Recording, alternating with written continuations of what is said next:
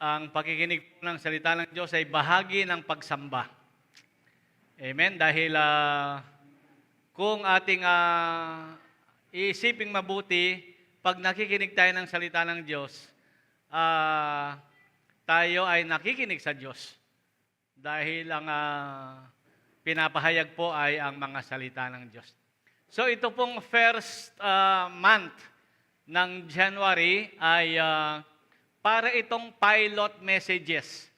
Ito po yung mga mahahalagang mensahe para ipamuhay natin sa buong isang taon. Amen. Yan po yung mga mensahe na dapat nating, lalo na kung kayo po ay bahagi ng leadership ng gawaing ito, bahagi kayo, part kayo ng leadership, isa kayo sa mga leader, ito po ay dapat tutukan ninyong mabuti itong mga unang mga mensaheng ito dahil ito yung mangyayari, ito ang ating pilot messages na para sabihin natin ito ang gagawin sa buong isang taon. At nawa, lahat po kayo, lalo na po yung mga matatagal na dito ay sumabay kayo sa pinapagawa ng Panginoon sa gawain sa lugar na ito. At ngayon, yan nga po yung title natin ngayon, Mandated to be Fruitful. Yan. Galing pa rin sa series yan. Yan may series natin, Created to be Fruitful. Created to be Fruitful. Nung last Sunday, per Sunday, ang ating pinag-usapan ay stay connected. Stay connected. Kung tayo ay nakakonect kay Jesus, tayo po ay mayroong katiyakan ng isang buhay na walang hanggan, unang-una. Pangalawa ay hindi tayo matutuyo, hindi tayo malalanta. At ang isa pa, tayo po ay napakalaki ng possibility na tayo ay maging fruitful o magiging mabunga. Lalo na ngayong second Sunday, we are mandated to be fruitful. Talagang binless tayo ng Diyos para maging fruitful.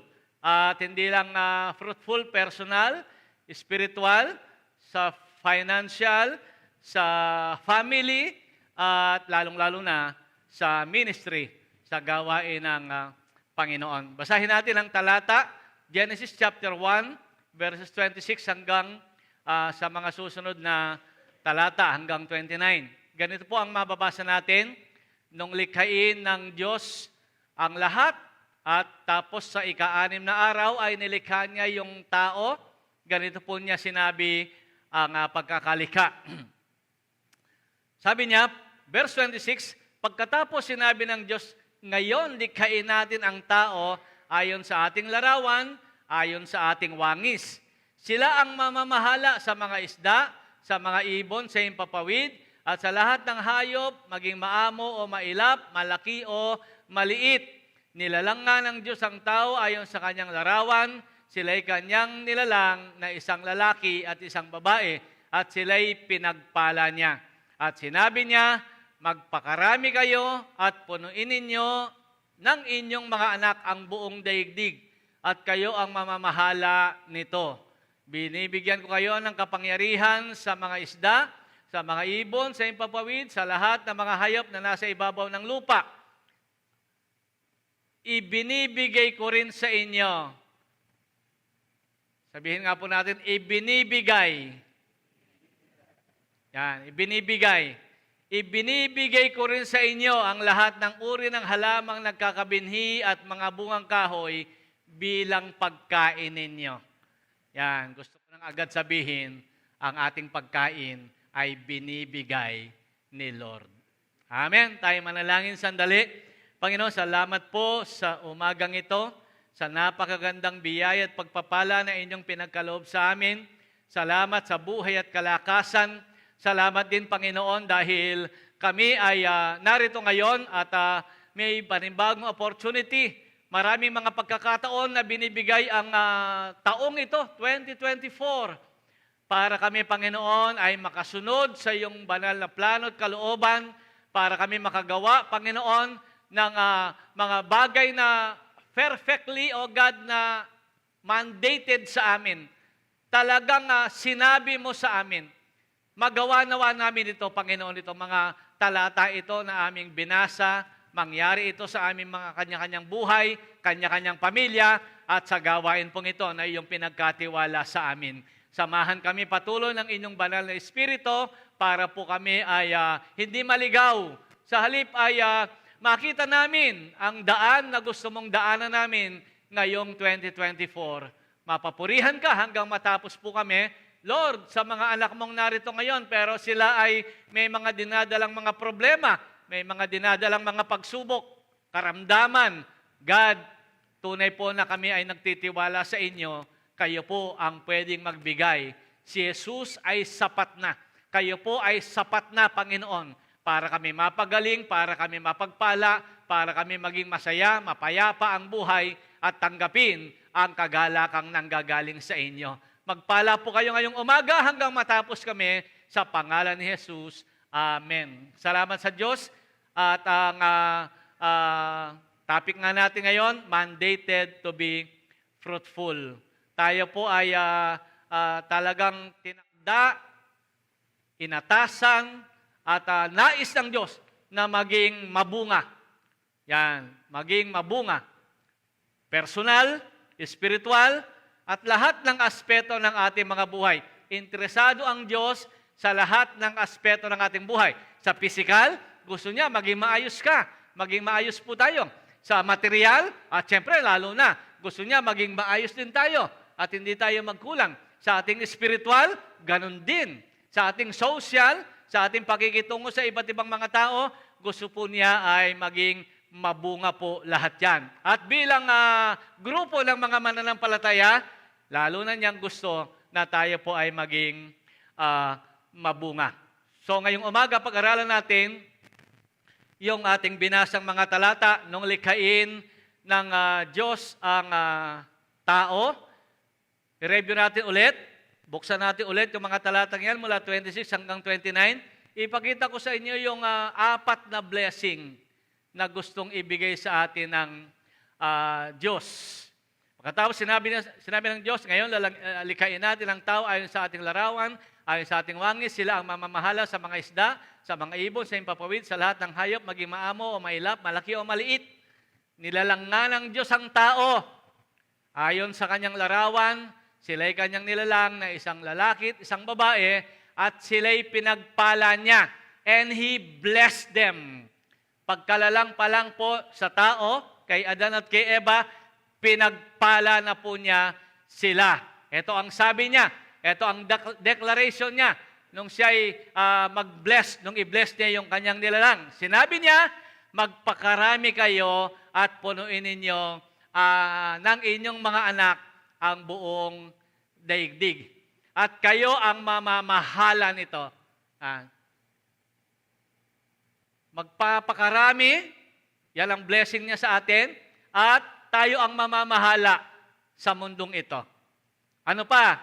Binibigyan ko kayo ng kapangyarihan sa mga lahat ng ibang nilalang. Yan, lahat. Sa ibabaw ng lupa. At verse 29, I will provide. Amen? I will provide. Ibibigay ko sa inyo ang inyong pagkain. Yan, sa madaling salita. For your food, sabi niya. I will give you ganito, ganito, ganito for your food. Ano ulit ang sabi? Ibibigay ko sa inyo ang inyong pagkain. Yan po ay blessing sa mga tao. So, nilagay ko, ito mga blessing.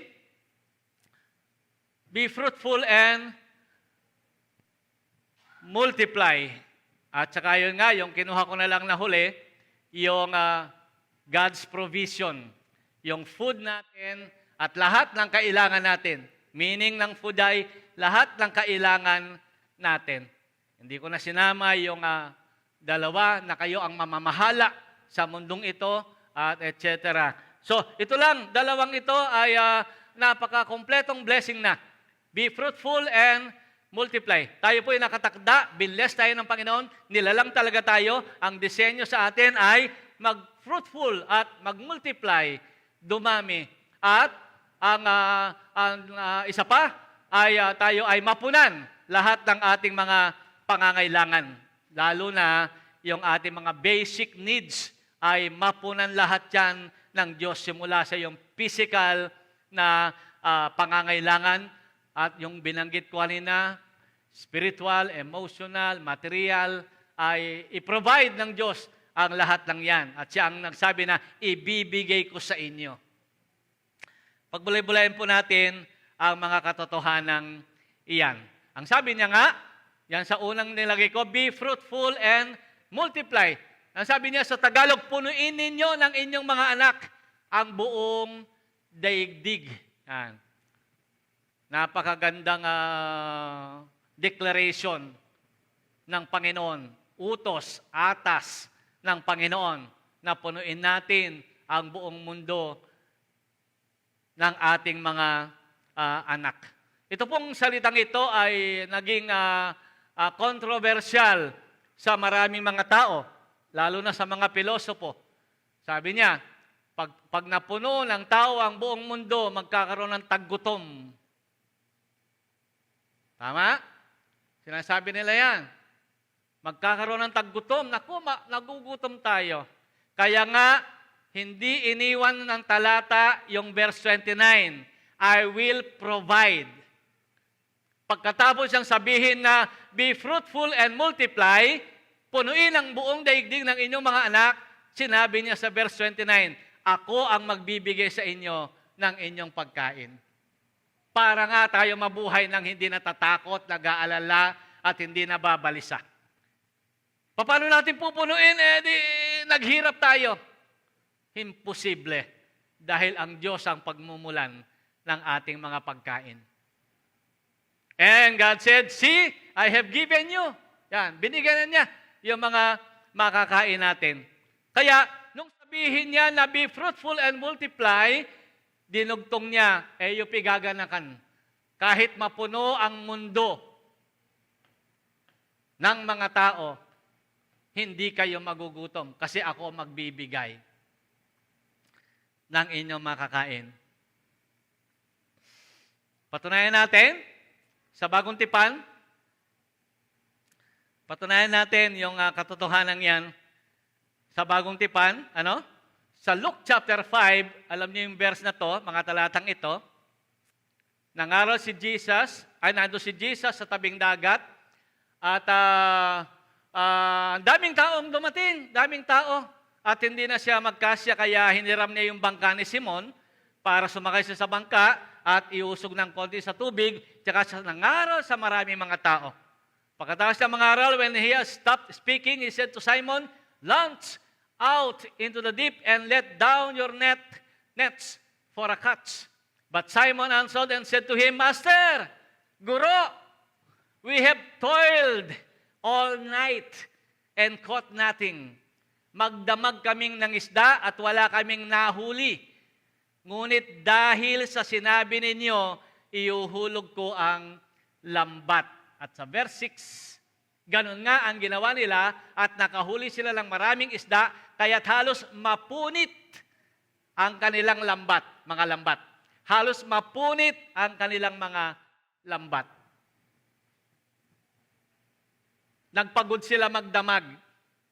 Nalimutan nila na ang Diyos ang nagbibigay ng pangangailangan ng tao.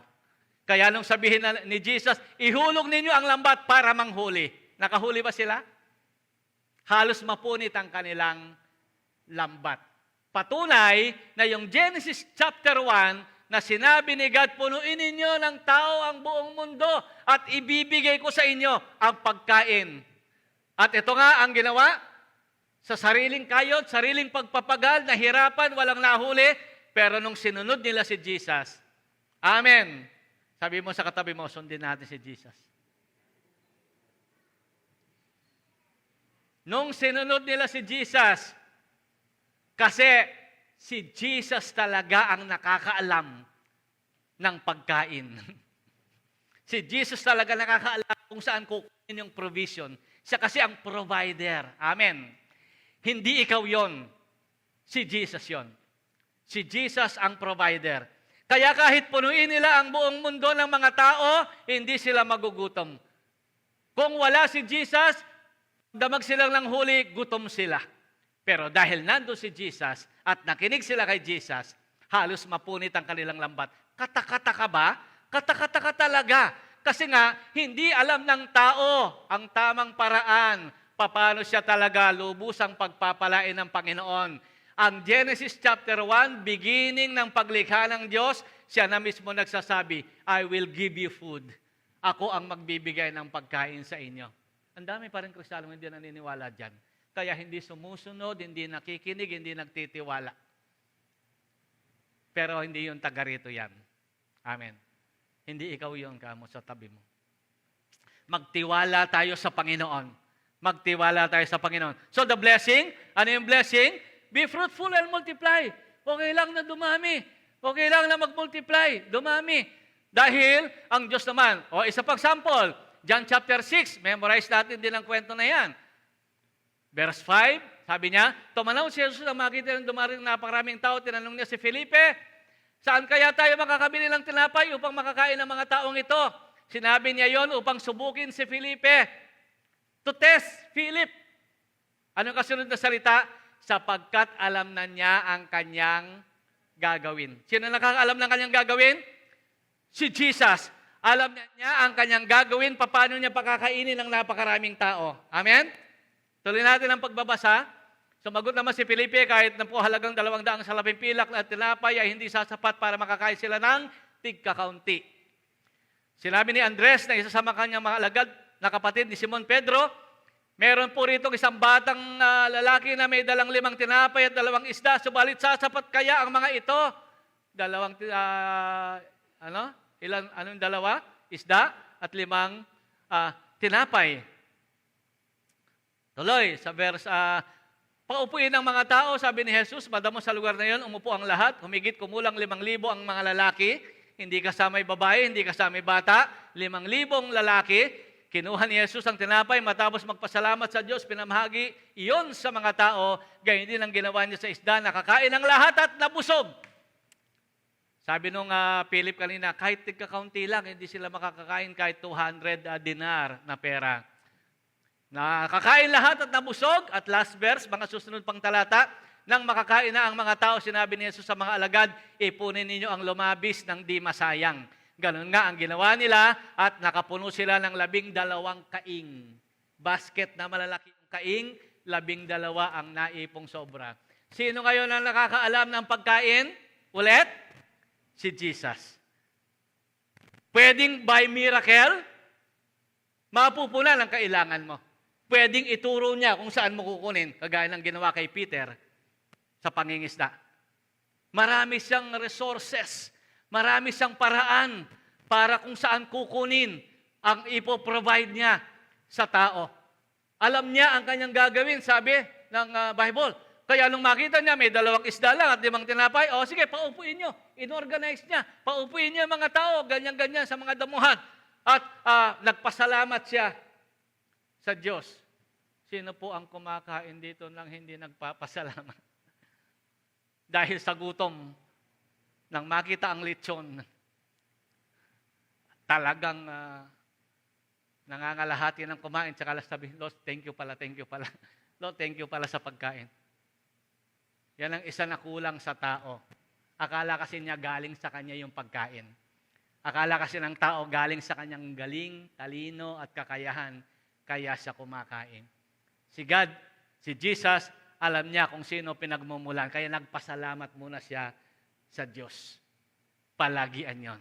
So, sa Genesis chapter 1, pagkalikha sa tao, okay lang na magpakarami at mapuno dahil siya naman ang magpo-provide. Amen. Ulit? Walang naniniwala sa akin dito, Lord.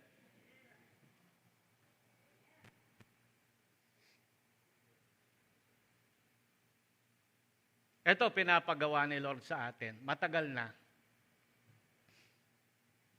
May nakakita kung saan ako nagpark. May nakakita ba? Doon ako sa dulo nagpark. Malapit kila Dr. Conanan. Sa tapat nila. Palagay niyo ba ay nais ng Diyos na i-multiply niya yung ating lugar na to? Palagay niyo. Ayon sa ating pinag-aaralan, ang atos sa atin, be fruitful and multiply. At gagawin ng Diyos yan, tutulungan tayo. Ang provision, paano? Paano provision? Ano sabi niya? Ako. Sabi niya. Amen. Ako ang magbibigay. Ako ang magbibigay. Sabi ni God. Pwede na ba nating ipag-pray ngayon yon? Sa parking pa lang, hirap na tayo. Sa parking, mukhang hindi yata masaya na ang mga anak ng Diyos ay hirap na hirap sa parking. Tapos napapagalitan pa tayo pagka napapark tayo sa tabi ng mga bahay. Palagay ko naman ay kung titingnan natin yung Genesis chapter 1. Amen. Ano disenyo pagkakalika sa tao? Be fruitful and multiply, and I will provide. Sabi ni God. Ako ang magbibigay sa inyo. Kaya mula sa araw na ito,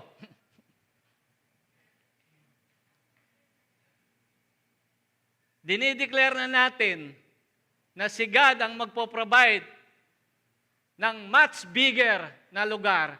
Hindi lang bigger, much bigger na lugar para sa atin. Much bigger na lugar para sa atin.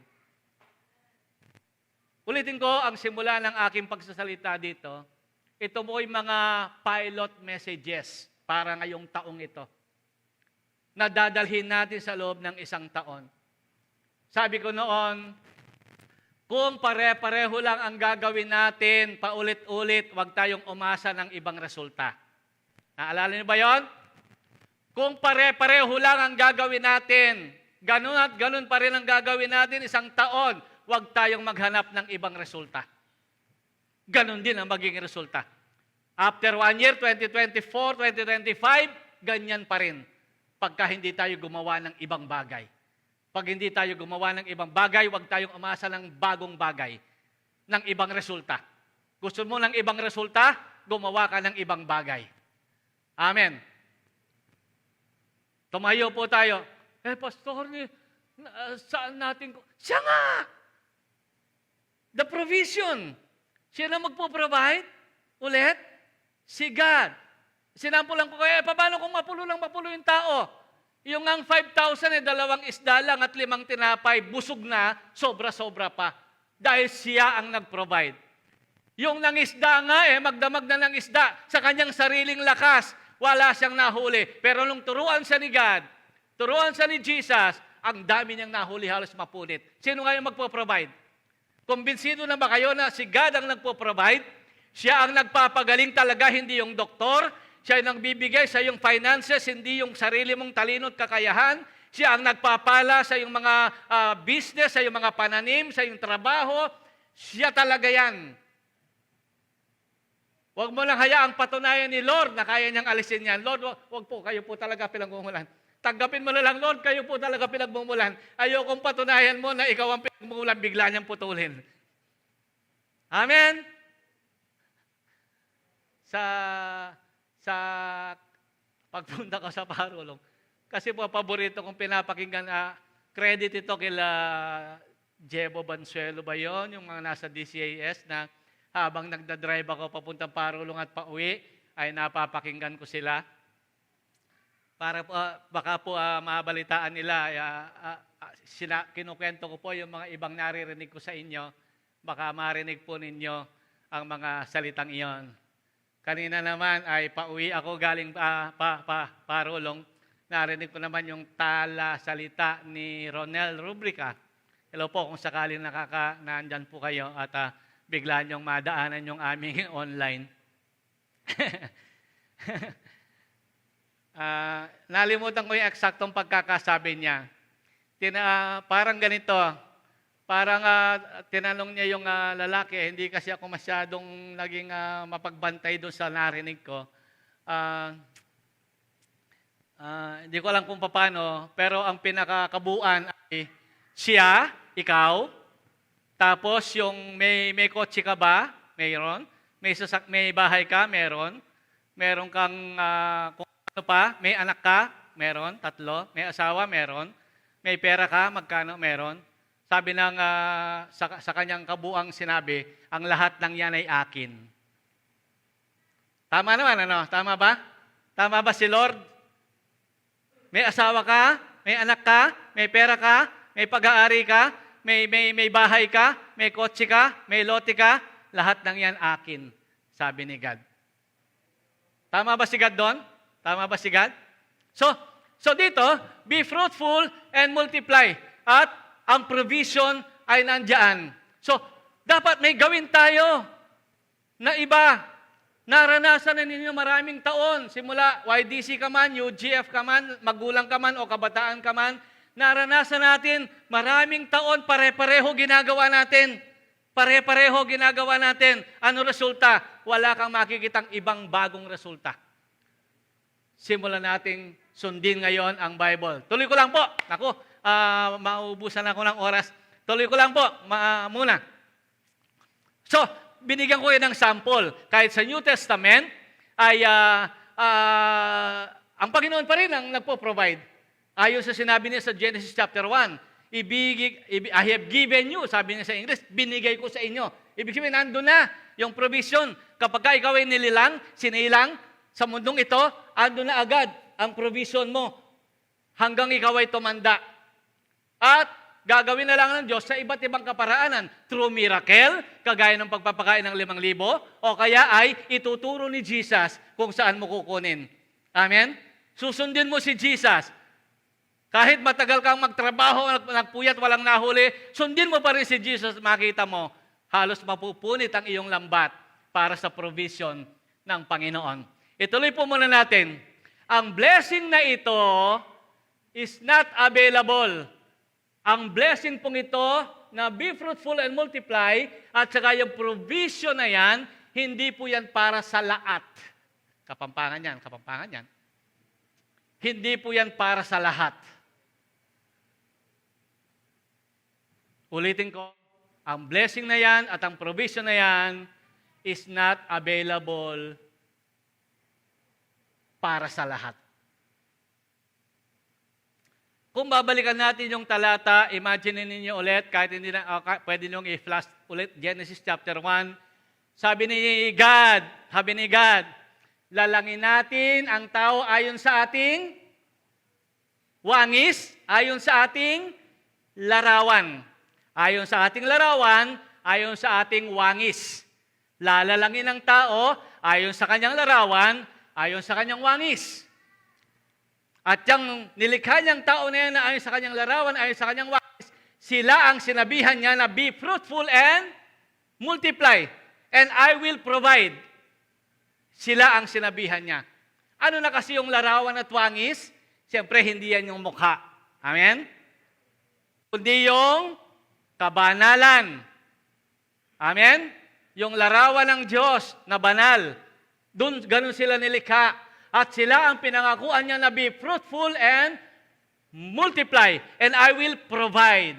Amen. Malinaw po ba? Hindi po para sa lahat. Yung be fruitful and multiply at yung I will provide. Yung God's provision, hindi para sa lahat. Yung mahimalang pagbibigay ng Diyos, hindi po yan para sa lahat. The blessing is not available to all and available for all. Dahil ang sabi ng Genesis chapter 6 verse 13, nung dumami na yung tao, and God said to Noah, Tagalogin natin para mas makarelate lahat. Meron ba itong Tagalog? Kung wala, okay na yon. And God said to Noah, napagpasyahan ko ng lipuli ng lahat ng tao sa daigdig. Iba to. Kaysa sa Genesis chapter 1. Ano sabi ng Genesis chapter 1? Be fruitful and multiply. Fill the earth. Ang sabi niya, punuin ninyo ang daigdig. Ngayon, magbabago bigla sa Genesis chapter 6. Napagpasyahan ko ng lipulin ang lahat ng tao sa daigdig. So, hindi lahat ng tao, hindi lahat para sa kanila yung be fruitful and multiply. Hindi rin lahat para sa kanila yung provision ni God. Hindi lahat. Kasi merong mga tao, sabi niya, napagpasyahan ko ng lipulin ng lahat ng tao sa daigdig. Umabot na sa sakdulan ng kanilang kasamaan. Gugunawin ko sila kasama ng daigdig. Ang mandated to be fruitful and to multiply, kaninong tao lang po? Hindi yan, siyempre. Amen? Baligtad yan. Dito ay napagpasyahan ko ng lipulin ng lahat ng tao. Samantalang sa Genesis chapter 1, be fruitful and multiply. Yung tinutukoy na sa Genesis chapter 1, yun ang kanyang mga nilalang sa wangis ng Diyos, sa larawan ng Diyos. Kaya lang pumasok ang kasalanan, nawala yung wangis ng Diyos, nawala yung kabanalan ng Diyos sa tao. Dati ang fellowship ng tao sa Diyos ay napaka-open, alang kahadlang-hadlang kahit konti. Ngayon, pumasok ang kasalanan, nagkasala ang tao, lumala ang kasalanan, dumami ang tao, at nagpasya siya na lilipulin ang lahat ng tao sa daigdig. Kasi ang dahilan, umabot na sa sukdulan ang kanilang kasamaan, gugunawin ko sila kasama ng daigdig. Therefore, ang blessing ni Lord, hindi para sa lahat. Ang blessing of fruitfulness and multiplication, ang blessing ng provision, hindi po para sa lahat. Para lang doon sa kanyang nilalang, ayon sa kanyang wangis, ayon sa kanyang larawan. Kaya sa Genesis chapter 6 nga, 13, 14 na yan, nilipulin na ng Diyos. At ginawa po ba niya? Para hindi na natin basahin, ginawa niya. At ang natirang tao ay 8. Mag-asawang Noe, 3 anak niya, at saka 3 manugang. Sipin mo, linipol ang lahat ng tao sa daigdig. Pati ang buong daigdig, nagunaw. Ibig sabihin, na delubyo. O tuloy po natin, Psalms, basahin natin sa awit. Awit 37:1 and 2, do not fret because of evildoers, nor be envious of the workers of iniquity. Huwag ka daw mainggit sa mga gumagawa ng masama. Yan. For they shall soon, kailan yung soon? They shall soon be cut down like the grass and wither as the green herb. Sila po ay mapuputol kagaya ng damo at malalanta kagaya ng halaman. Tulad ng halaman, matutuyo sila. O ano pa, verse 9 and 10? For evildoers shall be cut off.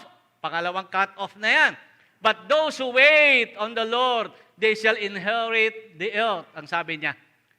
Ang wicked I will cut off. Verse 10. Verse 10 na ba yan? For yet a little while, konting panahon lang, a little while, and the wicked shall be no more. O, bukang baliktad yan sa Genesis chapter 1. Amen? Sa Genesis chapter 1, and He blessed them, and He said to them, be fruitful and multiply, and fill the earth. Ang sabi niya, dito, biglang, the wicked shall be no more. Indeed, you will look carefully for his place, but it shall be no more. Ang blessing ni Lord, ang multiplication ni Lord, ang provision ni Lord ay hindi para sa lahat. Kasi hindi nagtatangi ng tao ang Diyos. O bakit ganun ang application, hindi nagtatangi ng tao? Kung hindi siya nagtatangi, dapat i-bless niya lahat. Tama? Kung hindi siya nagtatangi. Hindi siya nagtatangi eh. Kaya yung may karapat-dapat na i-bless, i-bless. Yung hindi karapat-dapat i-bless, hindi i-bless. Yung karapat-dapat putulin, puputulin. Yung karapat-dapat alisin, aalisin. Yung karapat-dapat na hindi mo na makita, hindi mo na makikita yan. Kasi yun ang karapat-dapat. Kasi hindi nga walang favoritism sa Diyos. Hindi, favorite ko to. Kahit hindi siya marunong maghugas ng pinggan, mahal na mahal ko to. Kahit hindi siya naglalaba, kahit sarili niyang damit, okay lang. Kasi mahal ko to. Yung mas bata na lang maglaba. Hindi yun ang favoritism ang tawag doon. Ang no favoritism, dapat paluin yung dapat paluin. Amen? Bigyan ng reward ang dapat bigyan ng reward. Ganun dapat. Pero para hindi tayo tumagal na masyado, gusto ng Diyos na tayo po'y maging fruitful at mag-multiply. At gusto niya, ituloy pa rin yung provision na yun. Mahimalang mga provision, gusto niyang ituloy pa rin. At alam na ninyo ang solusyon. Siyempre, kaya ko lang sasabihin itong susunod na mga salita ko para sa mga baguhan lang po. Mga bago-bago lang na nakakarinig ng salita ng Diyos. Ano kasi nangyari? Bakit natigil ang provision? Bakit biglang lilipulin? Kasi sakdal na sa kasamaan. Sukdulan na sa kasamaan. So, sa awit, huwag mong kainggitan ng gumiginhawa sa likong paraan, umunlad man sila. Tulad ng damo, sila'y malalanta. Tulad ng halaman, matutuyo sila. Sa verses 9 and 10, kahit hanapin mo sila, hindi mo na sila makikita. Sa sandaling panahon lang, mawawala sila. Yan ang mangyayari. Ayaw ng Diyos sana yan. Amen? Gusto niya, yung kanyang unang blessing ang tanggapin natin. Nilikha niya siya dahil si Eva, pinagpala sila, sabi niya, be fruitful and multiply, and I will provide. Kaya nung dumating yung kasalanan, alam na natin ang nangyari, may kumontra sa kasalanan na yan. Amen. May tumubos sa kasalanan na yan. Amen. Merong namatay sa krus para alisin ang kasalanan na yan. Merong namatay sa krus para ibalik yung wangis at larawan ng Diyos sa ating pagkatao. Merong namatay sa krus para tubusin tayo at alisin tayo sa kahihiyan ng kasalanan at ibalik tayo kung paano tayo nilikha ng Diyos na banal at malinis. Amen. Sabi ng Bible, kung ipapahayag mo yung kasalanan, siya tapat at banal na patatawarin kanya at lilinisin kanya sa lahat ng iyong mga kasalanan. Amen. Lilinisin kanya sa lahat ng iyong mga kasalanan. Babalik yung wangis at larawan ng Diyos dahil gusto niya, you will be fruitful. At gusto niya yung provision niya ay tuloy-tuloy sa iyo. Kahit sa mahimalang paraan, ipoprovide ka ni Lord. Kaya dumating si Jesus. So, balikan natin last message last Sunday, Stay connected. Stay connected to Jesus. Kasi siya ang tumubos sa kasalanan natin. Siya ang pumawi ng mga hadlang para pagpalain tayo. Siya ang nag-alis ng mga hadlang na yan para tayo ay maging kalarawan ng Diyos. We are justified na pawalang sala na tayo. Pagka sinabing walang sala, define walang sala, walang sala. Pagka pinawalang sala, ang ibig sabihin nan, walang sala. Babalik tayo doon sa larawan na nilikha ng Diyos. Ang daming taong hirap na hirap para maging banal. Ang daming taong hirap na hirap para mapalapit sa Diyos. Ang daming tao, ang daming pinapagawa sa tao para sila mapalapit sa Diyos. Si Jesus lang ay sapat na. Amen. Ang sino mang sumampalataya sa Kanya ay hindi mapahamak, kundi magkaroon ng buhay na walang hanggan. Sinong mga napapahamak doon? Lilipulin niya, sukdulan na yung kanilang mga kasamaan. Ang sumampalataya ay hindi mapapahamak, kundi magkakaroon ng buhay na walang hanggan. Babalik ang provision, babalik ang fruitfulness, babalik ang multiplication kapag tayo ay kumilala kay Jesus bilang ating tanging Panginoon at tanging tagapagligtas. At siya ang may kakayahang mag-provide.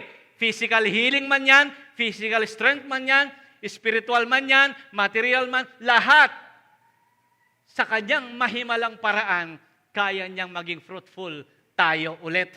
Kaya niya tayong mag-multiply. Kasi yan ang gustong mangyari ng Diyos. Diyan tayo nilikha para maging fruitful and multiply. At mag-multiply tayo. Kaya sa umagang ito, the second Sunday of January 2024, officially, let God provide para sa bigger place. Let God provide para sa bigger building. Much bigger building. Hindi ikaw yan. Sabi mo, hindi ikaw yan, sister, brother. Hindi ikaw yan. God will provide. Amen. God will provide. Pwede siyang may gamit siyang tulad ni Peter, ituturo kung saan kukunin. Pwede rin by miracle, hahati-hatiin niya yung maliit at magmumultiply yan at dadami yan. Sa iba't ibang paraan, naniniwala pa rin ako sa Genesis chapter 1, verses 26 to 29. After niyang sabihin, be fruitful and multiply, sinabi rin niya, I will provide. Amen. Huwag kayong matakot. Maaring maging Peter kayo, gamitin kayo ng Diyos, halos mapunit ang inyong lambat. Gusto niyo ba yon? Lord, gawin mo ko tulad ni Peter. Yung pagod na pagod ako, walang nangyayari, pero biglang sinunod ko salita mo, halos mapulit ang lambat ko sa dami ng blessing. Amen. Pwede rin sundin din natin yung pagpapakain ng 5,000. Meron kang konti lang, 2 tinapay lang, 2 isda lang, 5 tinapay, sa'yo na lang yon, solohin mo na lang. Pero nung binigay niya kay Jesus, ang bumalik sa kanya ilang kaing? 12 kaing. At ang dami pang na-bless, libo-libo. Pwedeng ganon ang gawin ng Diyos sa inyo. Mamili kayo. Tulad ni Peter, napagod, walang nangyari, pero nung sumunod siya, halos mapunit ang lambat sa dami ng blessing. O kagaya ng isang bata na may 2 isda at 5 tinapay na pagkainan niya, uuwi pa siyang malayo, magugutom siya pagka pinamigay pa niya, pero binigay niya kay Jesus, pinagkatiwala niya sa Panginoon, at ang balik noon, 12 kaing. At syempre, hindi niya kayang buhatin yon. Kukunin lang niya yung para sa kanya, again, ibibigay na sa mga alagad yun. Alam nga namang buhatin niya. Ang hirap kaya magdala ng napakaraming blessing. Kaya ipapamigay mo pa rin. Amen? Kung nahihirapan na kayo sa dami ng inyong blessing, ipamigay nyo, ibigay nyo sa Diyos yung mga blessing na yan. Amen? Ituloy pa natin. Last. Ano pa yung last bago tayo mag-pray? Ngayong umagang ito, invite the blessing. Nabanggit ko na kanina, maging katulad ka ni Peter. Gusto mo bang ma-invite ang blessing sa iyo? Maging katulad ka ni Peter. Kahit tingin mo, tama ang ginawa mo. Tama naman talaga yung ginawa niya, tama? Sa gabi talaga nangingisda yung tao. Wala kang nakita dyan na nangingisda lang umaga kasi sa gabi talaga nangingisda. At naituro ko na sa inyo, pag maliwanag ang buwan, mahal ang isda. Tama po? Pag masalay ang bulan, mal-ingasan. Kasi elamani kwang dakal pag masalay ang bulan. Ali-uling masalay ang bulan na ating tradisyon. Hindi. Kasi ang isda ay kalat pagka maliwanag ang buwan. Kasi masalayan ang dagat. Kanyari nga san, kalatla. Pero gusto mo, mag-invite ng blessing, sa gabi na madilim, sisindihan mo yung ilaw. Lumapit lareng asan. Tapos ihahagis mo yung lambat doon sa maliwanag. Pero si Jesus iba. Sa mahimalang paraan. Hagis mo mga lambat. Sumunod lang siya sa salita ni Jesus. Yung bata, nagpaubaya lang. Kasya lang sa kanya. Kasya lang ba sa iyo ang blessing mo? Kasya lang sa kanya. Nung pinagkatiwala niya sa Panginoon, hindi na niya alam paano na dadalhin pa uwi sa dami. Invite the blessing. Ito po, conclusion sa chapter 9 ng Genesis, verse 1. Namatay na lahat ang tao, nilipol ang tao. Sino natira? 8, mag-asawang Noe, 3 anak, saka 3 manugang. So God blessed Noah and his sons and said to them again, Amen. Gusto niyo ba ulitin ulit yan? ng Diyos sa inyong panahon? And God said to them, nilagyan ko ng again, kasi sinabi niya sa chapter 1 yan. Amen? Sinabi niya sa chapter 1, kailan niya sinabi? Yung lalangin niya ayon sa kanyang larawan, ayon sa kanyang wangis, yung mga tao. Sinabi niya sa kanila, be fruitful and multiply. Nilipol niya ngayon yung mga masasama. Nilipol niya ngayon. At natira si Noah. Sabi ni God doon sa, mayroon akong nakitang isang taong matuwid, sabi niya, may takot sa Diyos. At sabi niya, Noah found grace. Natagpuan ni Noe ang grace ni Lord. So, naligtas sila after ng baha, chapter 9 yan. God said to Noah and his sons, and said to them, God bless Noah. Again, yung Genesis chapter 1, pinagpala niya sila at sinabi. Di ba? Sa Genesis 1, pinagpala niya sila, yung lalaki at babae, at sinabi. So, dito man, pinagpala niya sila and said to them, be fruitful and multiply. Mahilig si Lord na i-multiply ang mga mabubuti. Amen. Mahilig si Lord na i-multiply ang mga mabubuti. Amen. Pero huwag ka. Kailan ko ba tinuro? Tatahimik lang ang mga mabubuti, lalaganap ang masama. Wala lang tayong gawin. Wala tayong gagawan. Manganta mo, matutod, mag-Netflix, mag-cellphone, mag-Facebook, marites. Wala tayong gawan. Lalaganap ang kasamaan sa buong mundo. Kaya dapat may gawin tayo. Amen. Kasi ang gustong mag-multiply ni Lord, yung kagaya ni Noe. Mag-multiply ni Lord, yung kagaya ni Adan at ni Eva, nung hindi pa sila nagkakasala. At ikaw ay pinawalang sala, pinatawad ng Panginoon. Gusto niya, ikaw ang mag-multiply. Therefore, nandun tayo sa right track. Nasa tamang daan tayo. Tayo dapat ang mag-multiply. Tayo dapat ang magiging fruitful. At yan po ay gagawin natin ng kakaiba. Kasi hindi pwedeng gawin natin yung dati. Paulit-ulit natin gawin yung dati.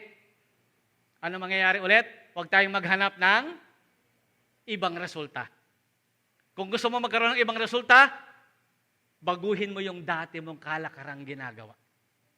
Amen. Salamat sa Panginoon at yung una kong chat ay nagbunga. Hindi ko sasabihin kung ano yung chat ko na yon. Pero nagbunga yon. Yan ang bagong bagay na gagawin natin. Amen? Yan ang bagong bagay na gagawin natin. Salamat sa Panginoon. Invite the blessing. Sabi ng ating conclusion, invite the blessing. How?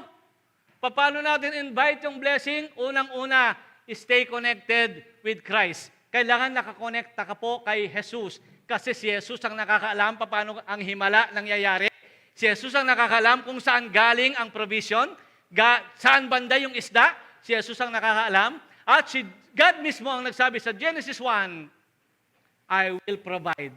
So stay connected kay God tayo. Amen.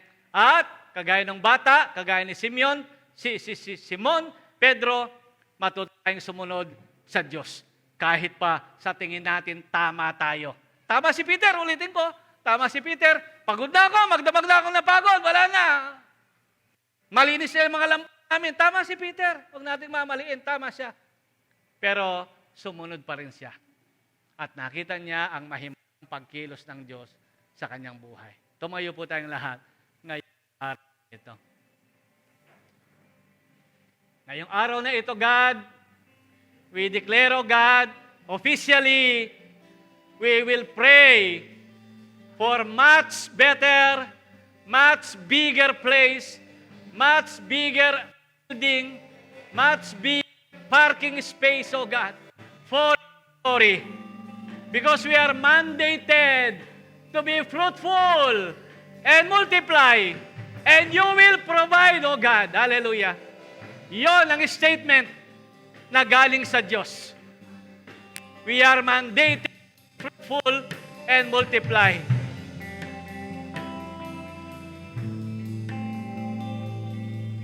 Lord, gamitin mo yung mga ginagawa namin bago ngayon. Lord, gamitin mo yung mga bagong ginagawa namin ngayon. Meron ka ngayon, dito sa Malapit sa Save More. Gamitin mo yan, O God. Meron kaming midweek service doon. Meron kaming dawn watch doon. May mga kapatiran na masipag na mag-evangelize ngayon. Hindi na natatakot mag-evangelize. Lord, gamitin mo itong bagong bagay na ito. Hallelujah. Gamitin mo yung pinapangarap namin. Tao nakapaligid dito sa aming bayan, dito sa building na ito na pinagkatiwala sa amin, yung mga katabing, mga bahay doon, Panginoon, malibot naming lahat, O God, at madala sa iyo, maipag-pray at mailapit sa iyo. God, hallelujah, may mga bagong bagay, O God, para magkaroon ng pagbago.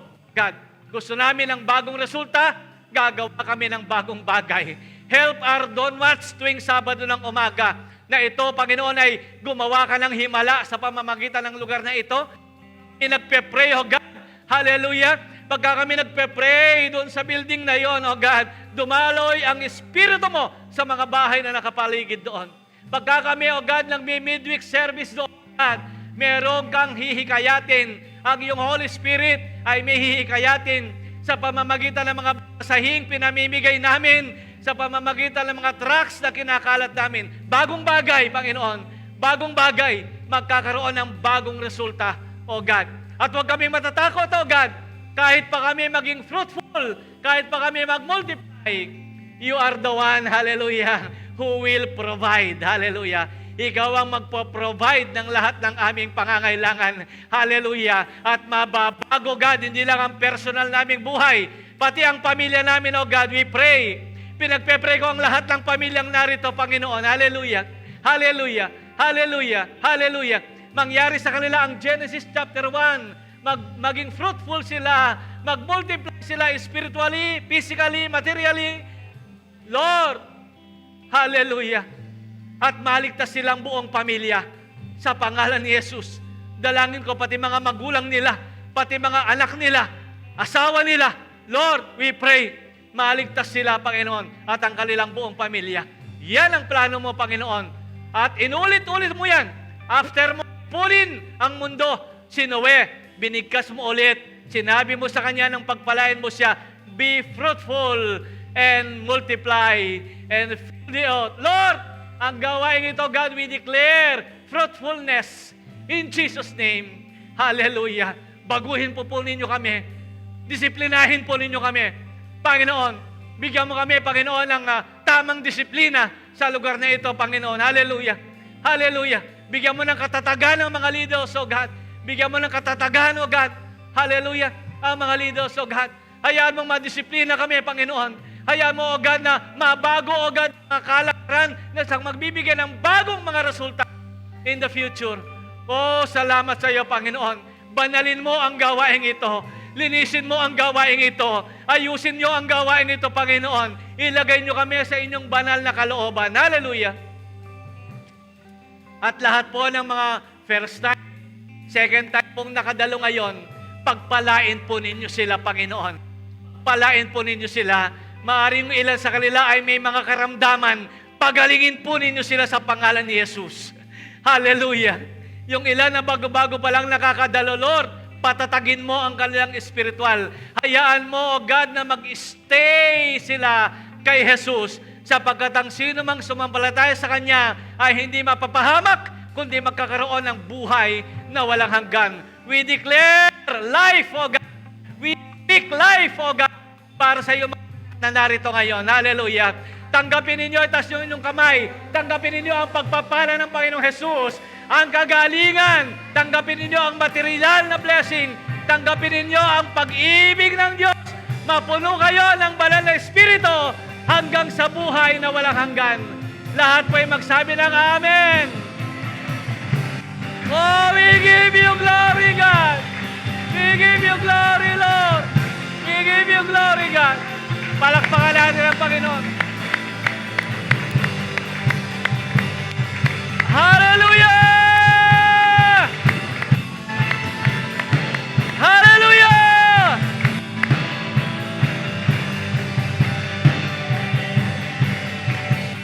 God bless po. Pagpalain tayo lahat ng Panginoon. Magiging mga nasa online, God bless po sa inyong lahat.